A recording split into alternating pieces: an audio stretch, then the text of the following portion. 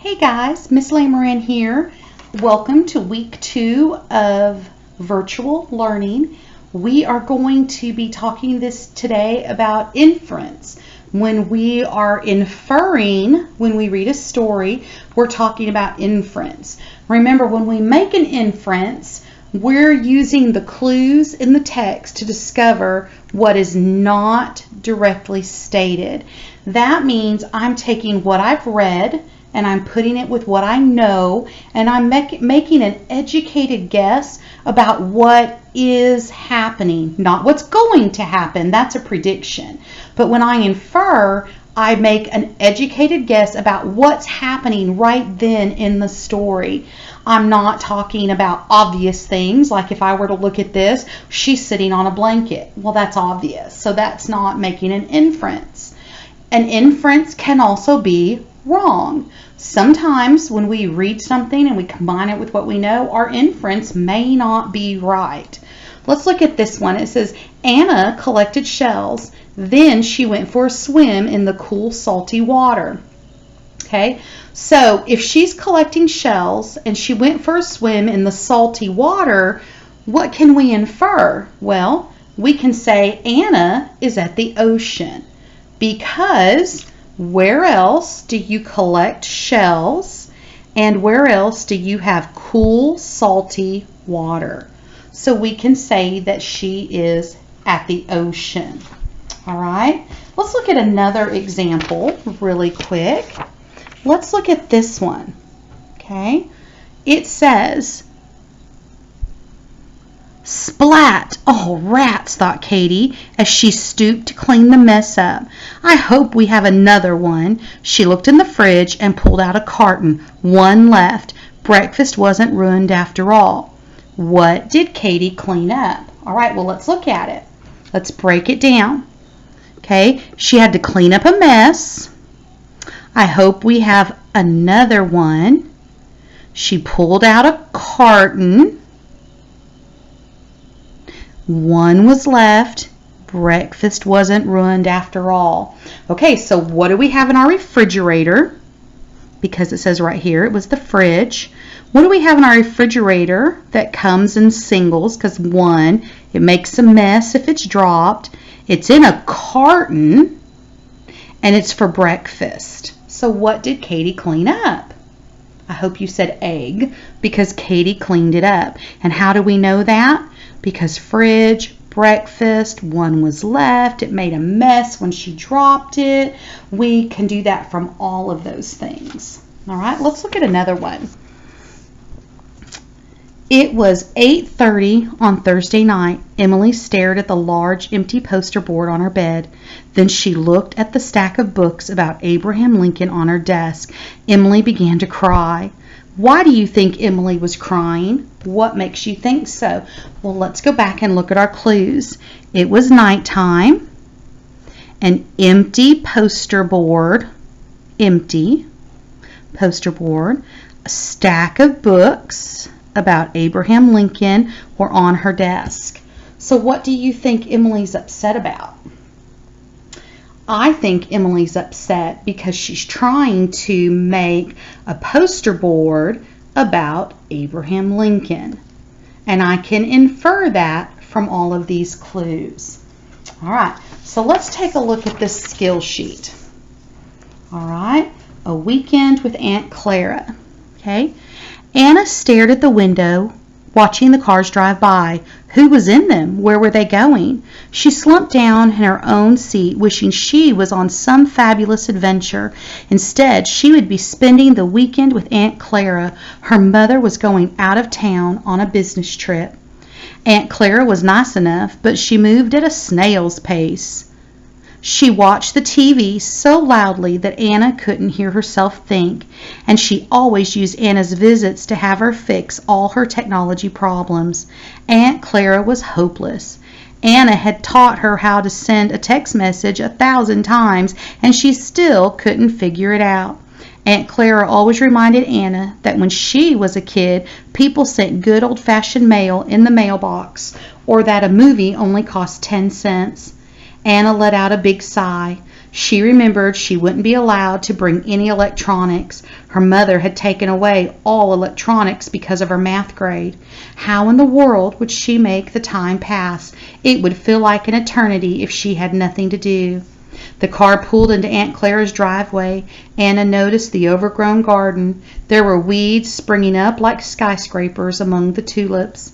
The paint on Aunt Clara's window shutters was peeling. The sunflowers were drooping. Anna started to think that she might be able to keep busy after all. All right. So we read that all about going to see Aunt Clara. So let's break it down and answer some questions. All right. In the first paragraph, how might Anna be feeling? Excited, disappointed, embarrassed. Let's go back and look at the first paragraph. Anna stared out the window, watching the cars drive by. Who was with them? Where were they going? She slumped down in her own seat, wishing she was on some fabulous adventure. Instead, she would be spending time with Aunt Clara. Her mother was going out of town on a business trip.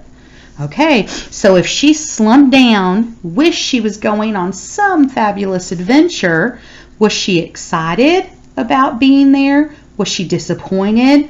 Or was she embarrassed? How do you think she felt? Well, we don't usually slump down and wish we were somewhere else unless we are feeling disappointed. All right. Number 2, from the second paragraph, what can the reader infer about Aunt Clara? She's very strict and makes Anna do all the chores when she visits.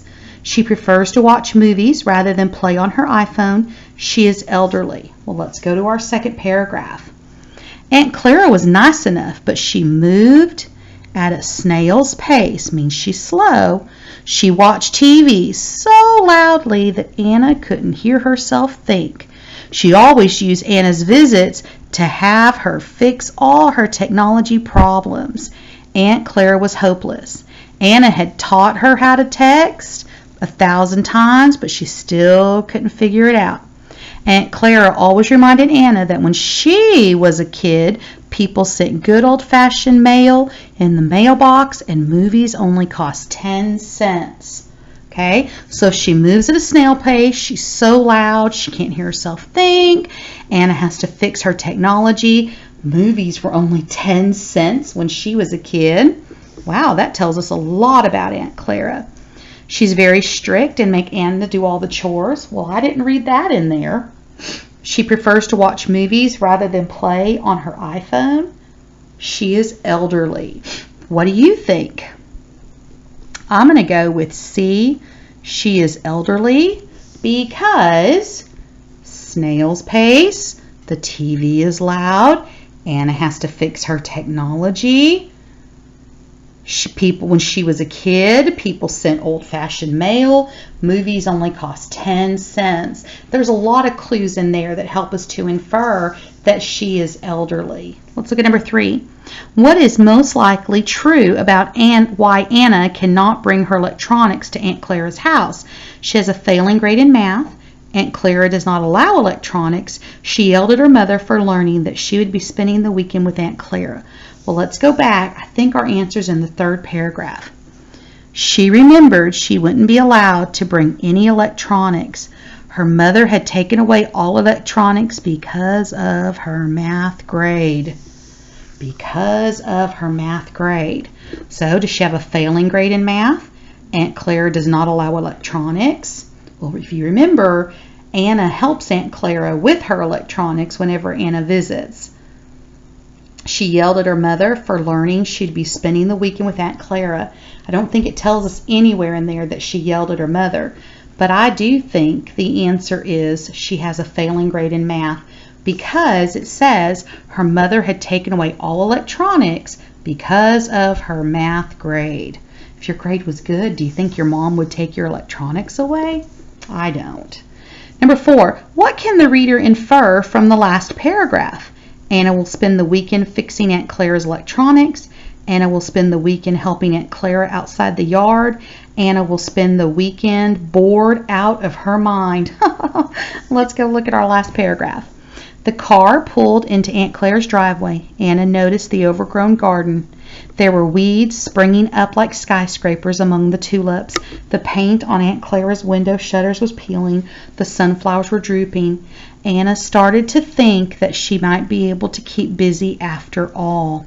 Okay, so what was going on? Anna noticed the overgrown garden. There were weeds springing up like skyscrapers among the tulips. Aunt Clara's window shutters were peeling. The sunflowers were drooping. So, what can we infer? Is she going to spend the weekend fixing Aunt Clara's electronics? Anna will spend the weekend helping Aunt Clara outside in the yard. Anna will spend the weekend bored out of her mind. Well, weeds were springing up, overgrown garden, window shutters were peeling, sunflowers were drooping. Maybe she could keep busy. I think it's B. Anna will spend the weekend helping Aunt Clara outside in the yard. So remember, when you're inferring, when you're making an inference, use the clues in the text to discover what's not directly stated, what's not being specifically said. Use your clues, use what you know, make an educated guess. I hope that helps you guys remember what it means to make an inference. See you next time.